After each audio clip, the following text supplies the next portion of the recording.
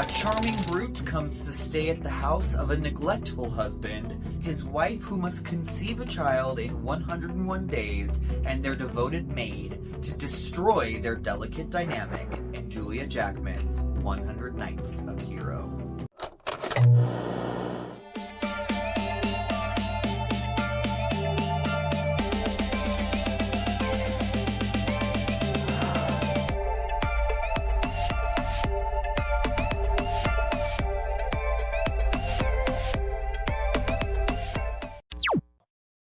This film is a queer fantasy fever dream of pastel colors, elaborate costumes, and neon-tinted glows.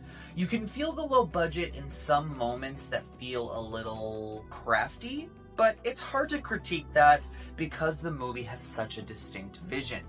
Think Tarsem Singh's The Fall meets Alfonso Cuarón's fantasy scenes in A Little Princess with a sprinkle of Wes Anderson, and you have a good idea of what is in store for you in 100 Nights of Hero.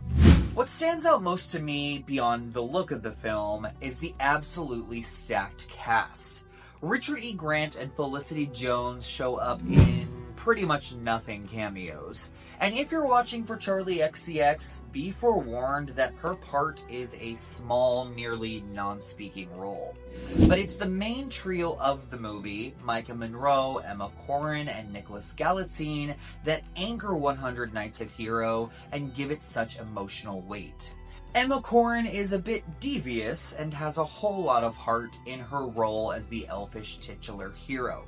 Nicholas Galitzine adds some much-needed humor and proves what a great He-Man he's going to be as the up-to-no-good Manfred who is trying to win the heart of Cherry. Speaking of Cherry, Maika Monroe is absolutely dazzling as the main character.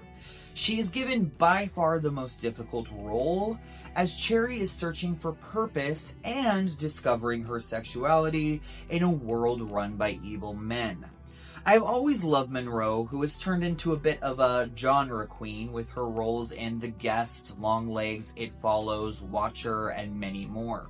But I'm so happy to see her jump out of her comfort zone with a movie like this. She shows her comedy chops whilst giving a hefty dramatic performance with a wild character arc. Oh man, that was wild. Jackman also shows that she has a lot of trust in Monroe, as she lets her camera linger on the spellbinding actress for long periods of time, letting her eyes and facial expressions speak volumes. Where I find issue with 100 Nights of Hero is in its screenplay. The story itself is inspired and inventive, but the way the film weaves in philosophy and spirituality, with bouts of awkward humor, and then childlike storybook wonder and fantasy, is a tricky balancing act, and I don't think Jackman is able to get it all right by the end. The movie jumps through so many tonal shifts that my head was spinning, and just when I was starting to vibe with where it was going, Jackman throws another incredulous, strange wrench at it. I appreciate the ambition here, but Jackman wants to do way too much in too short of time, so the film feels at once bloated, and rushed. The film has a plethora of themes running through it.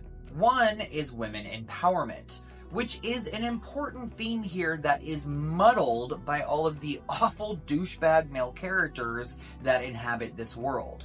I think a feminism theme is all the more impactful when there are at least a few redeemable men who are there to lift up their female counterparts. Jackman does try to mend this issue near the very end, but I felt it was a little too late for that. Other themes like how history repeats itself and can be skewed through the passing of time, and of burgeoning sexuality, and how there is an innate spectrum in all of us, and also of the power and responsibility of storytelling, are much more effective.